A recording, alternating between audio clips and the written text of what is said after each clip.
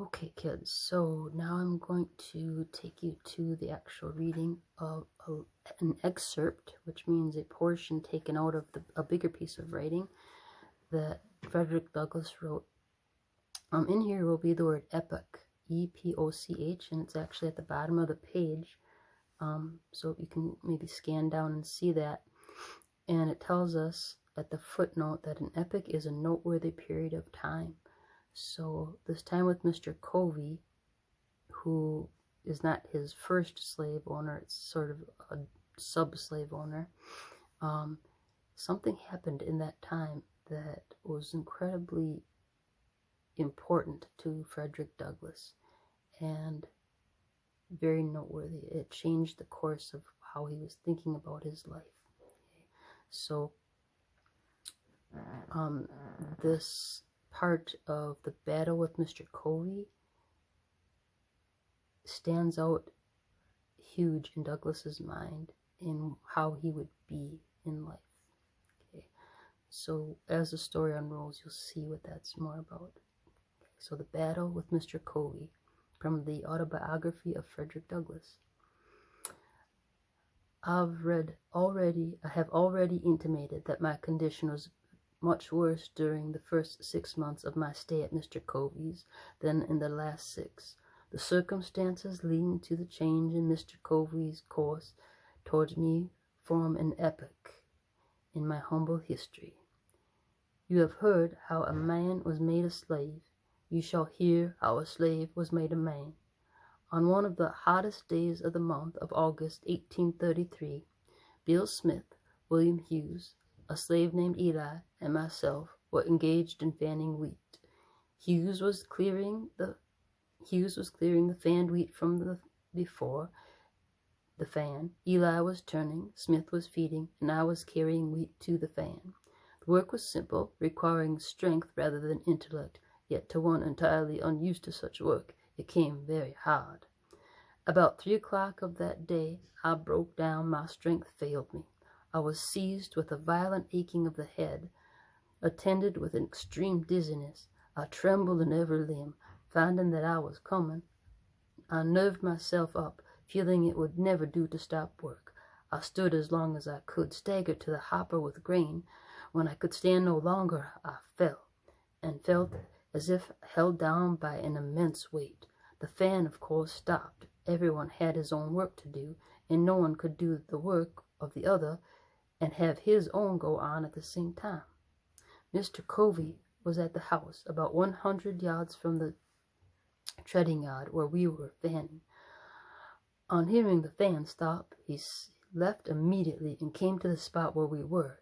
He hastily inquired what the matter was. Bill answered that I was sick, and there was no one to bring wheat to the fan. I had by this time crawled away under the side of the post and rail fence by which the yard was enclosed, hoping to find relief from getting out of the sun. He then asked where I was.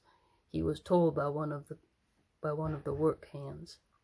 He came to the spot, and after looking at me a while, asked me what was the matter. I told him as well as I could, for I scarce had strength to speak. He then gave me a savage kick in the side and told me to get up. I tried to do so, but fell back in attempt. He gave me another kick and again told me to rise.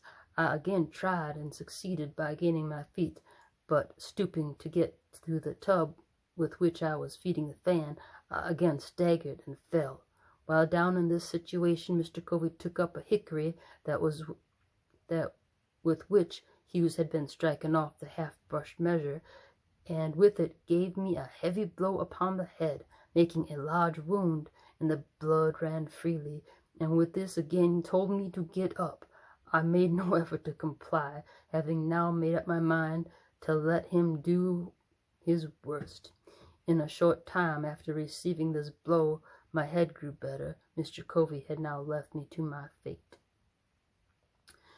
At this moment, I resolved for the first time to go to my master, into complaint, and ask his protection. In order to do this, I must, that afternoon, walk 7 miles, and this, under the circumstances, was truly a severe undertaking. I was exceedingly feeble, made so much by the kicks of blows which I received, and by the severe fit of sickness to which I had been subjected. I, however, watched my chance, while Covey was looking in an opposite direction, and started for St. Michael's. I succeeded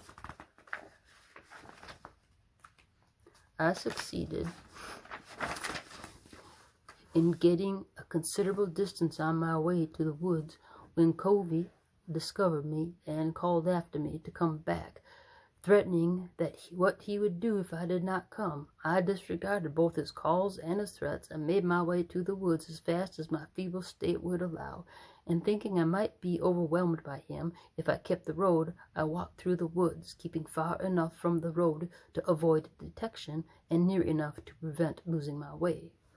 I had not gone far before my little strength again failed me. I could go no further.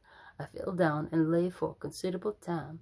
The blood was yet oozing from the wound on my head. For a time I thought I should bleed to death, and think now that I should have done so, but that the blood so matted my hair as to stop the wound.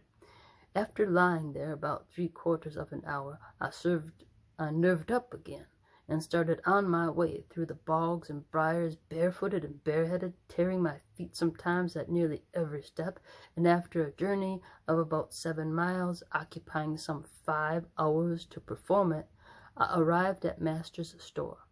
I then presented an appearance enough to affect any but a heart of iron.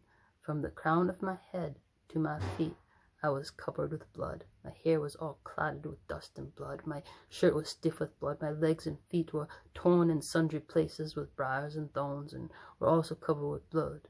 I suppose I looked like a man who had escaped a den of wild beasts, and barely escaped them. In this state I appeared before my master, humbly entreating him to interpose his authority for my protection. I told him all the circumstances as well as I could, and it seemed as I spoke at times to affect him. He would then walk the floor and seek to justify Covey by saying he expected I deserved it. He asked me what I wanted. I told him to let me get a new home, that as sure as I lived with Mr. Covey again, I should live with, but to die with him, that Covey would surely kill me. He was in a fair way for killing me. Master Thomas ridiculed the idea that there was any danger of Mr. Covey killing me, and said that he knew Mr. Covey, that he was a good man, and that he could not think of taking me from him, that should he do so, he would lose the whole year's wages, that I belonged to Mr. Covey for 1 year, and that I must go back to him, come what might, and that I must not trouble the man with any more stories, that he would himself get hold of me. After threatening me thus, he gave me a very large dose of salts, telling me that I might remain in St. Michael's that night, it being quite late, but that I must be off back to Mr. Covey early in the morning, and that if I did not, he would get hold of me, which meant that he would whip me. I remained all night, and according to his orders I started off to the Coveys in the morning, Saturday morning, wearied in body and broken in spirit. I get no supper that night or breakfast that morning. I reached Covey's about 9 o'clock, and just as I was getting over the fence that divided Mrs. Kemp's field from ours, out ran Covey with his cowskin to give me another whipping. Before he could reach me, I succeeded in getting to the cornfield, and as the corn was very high, it afforded me the means of hiding. He seemed very angry, and searched for me a long time. My behavior was altogether unaccountable. He finally gave up the chase, thinking, I suppose, that I must come home for something to eat.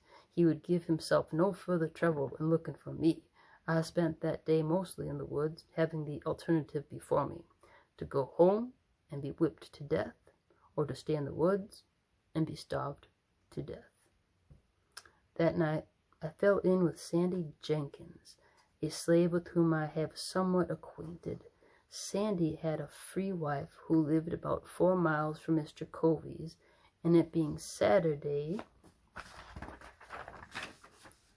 he was on his way to see her. I told him my circumstances, and he very kindly invited me to go home with him. I went home with him and talked this whole matter out and got his advice as to what course it was best for me to pursue. I found Sandy an old advisor,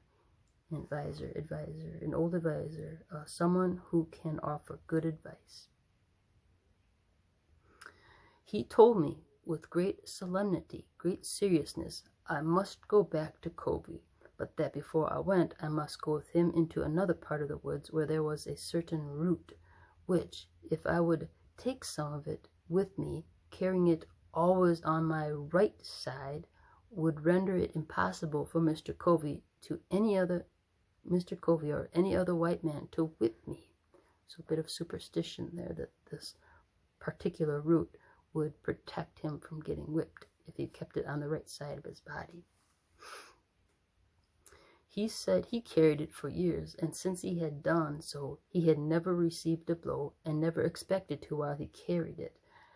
I at first rejected the idea that a simple carrying of a root in my pocket would have any such effect as he had said, and was not disposed to take it, but Sandy impressed the necessity with much earnestness, telling me it could do no harm if it did no good. So, what's it gonna hurt? Just put it in your pocket and we'll see what happens. So that's kind of logical. Okay, so to please him, I at length took the root and, according to his direction, carried it upon my right side. This was Sunday morning. I immediately started for home, and upon entering the yard gate, out came Mr. Covey on his way to meeting. He spoke to me very kindly, made me drive the pigs from a lot nearby, and passed on toward the church. Now, this singular conduct of Mr. Covey really made me begin to think that there was something in that root which Sandy had given me, and had it been on any other day than Sunday, I could have attributed the conduct to no other cause than the influence of that root. And as it was, I was half inclined to think the root to be something more than I at first had taken it to be. All went well till Monday morning. So you see, it's not appropriate to hurt a slave or whip a slave or talk rudely to a slave on a Sunday, but it's okay any other day. That's what beneath these lines Douglas is getting at. So he said, well, I had the root on that Sunday, so if it was a different day, maybe I would have become superstitious and thought, well, the root did save me. But he understands that Covey's acting good because the Sunday is a church day, it's a holy day. But man, you don't just be good on Sundays. Every day is a day that we should behave very well towards one another. Okay, Covey didn't get that part of the lesson from Christ. Any rate, so things were very good that Sunday, but Monday morning, on this morning, the virtue of the root had was fully tested. Long before daylight, I was called to go and rub curry and feed the horses. I obeyed and was glad to obey, but was thus engaged while in the fact of throwing down some blades of hay from the loft. Mr. Covey entered the stable with the long rope, and just as I was half out of the loft, he caught hold of my leg and was about tying me. As soon as I found what he was up to, I gave a sudden spring, and as I did so, he holding to my legs, I was brought sprawling on the stable floor. Mr. Covey seemed now to think he had me, and could do what he pleased, but at this moment, from whence came the spirit, I don't know. I resolved to fight, and suiting my action to the resolution, I seized Covey hard by the throat, and as I did so, I rose. He held on to me, and I to him. My resistance was so entirely unexpected that Covey seemed taken all aback. He trembled like a leaf. This gave me assurance, and I held him uneasy, causing the blood to run where I touched him with the ends of my fingers. Mr. Covey soon called out to Hughes for help. Hughes came, and while Covey held me, attempted to tie my right hand, while he was in the act of doing so, I watched my chance and gave him a heavy kick close under the ribs. This kick fairly sickened Hughes, so that he left me in the hands of Mr. Covey. This kick had the effect of not only weakening Hughes, but Covey too. When he saw Hughes's bending over with pain, his courage quailed.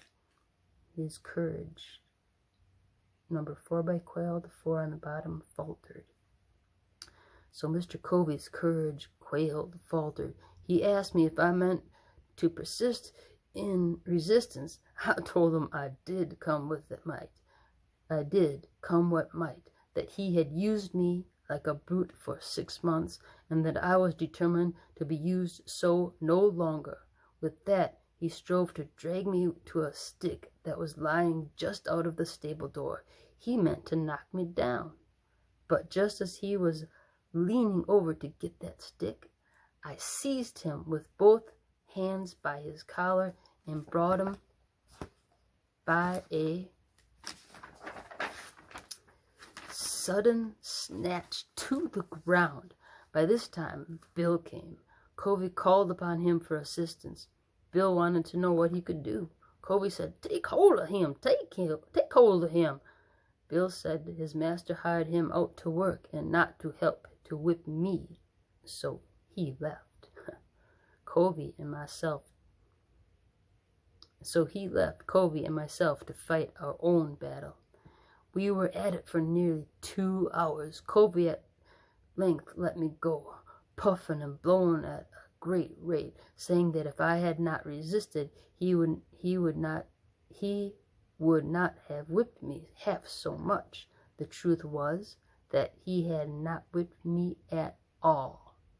I considered him as getting entirely the worst end of the bargain, for he had drawn no blood from me, but I had drawn blood from him. The whole 6 months afterward that I spent with Mr. Covey, he never laid the weight of his finger upon me in anger. He would occasionally say he didn't want to get hold of me again. No, thought I, you need not, for you will come off worse than you did before. This battle with Mr. Covey was the turning point in my career as a slave. This is what made it the epic of the history of his slavery life. It rekindled the few expiring embers of freedom and revived within me a sense of my own manhood. It called the departed self-confidence and inspired me again with a determination to be free. The gratification afforded by the triumph was full compensation for whatever else might follow, even death itself. He only can understand the deep satisfaction which I experienced who has himself repelled by force the bloody arm of slavery. I felt as I never felt before. So the person who would understand most this sense of freedom that I have, how joyful it was. I mean, even if I was still owned by somebody, I was free inside.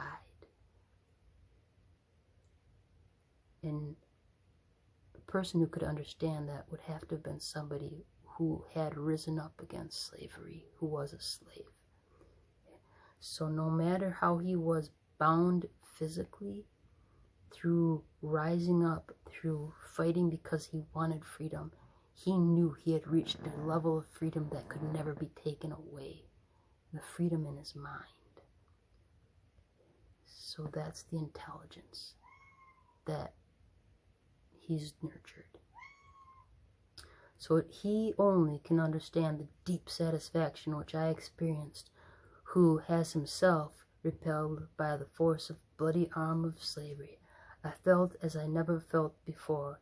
It was a glorious resurrection from the tomb of slavery to the heaven of freedom. My long crushed spirit rose, cowardice departed, bold defiance took its place, and I now resolved. Third time he says resolved. Useful repetition. A committed man. And I now resolve that however long I might remain a slave in form, the day had passed forever when I could be a slave in fact. In my mind, I am a man. In my mind, I am always free. You may tie me down, you may whip me, but you will not take away the freedom of my mind. Frederick Douglass. So you will have some writing to do along with this, reflective writing, analyzing his situation of dealing with the inhumanity of slavery and putting his mind in a place that cannot be bound by anything. Only he could stop himself. Alright, so just a little clip of the life of a very famous, important man in history, a very important man of representing human dignity in the positive. Okay, so please take care of the rest of what's given to you in this assignment, and remember that it is your job as a young Catholic to not bondage anybody through bullying, through put downs, through not helping the person when the person needs help, through not making somebody need help and not making somebody feel bad. Those are all, in their own ways, types of slaving somebody. That's not what we're about as humans. So please don't do that. The story is inspiration for being a good person, for rising above, putting others down. So do that, and pray for yourself that you'll be somebody who will always raise others up in good ways. Okay, and I pray for that for you and for me, in case I slip too. I don't think that I could be above becoming judgmental, so I have to always ask that I always see the light in people, and that I always behave in treating people with dignity, and ask for forgiveness when I don't, and try not to do it again. Okay? So be good people, respect your brains, take care of your education, take care of your family, and amen.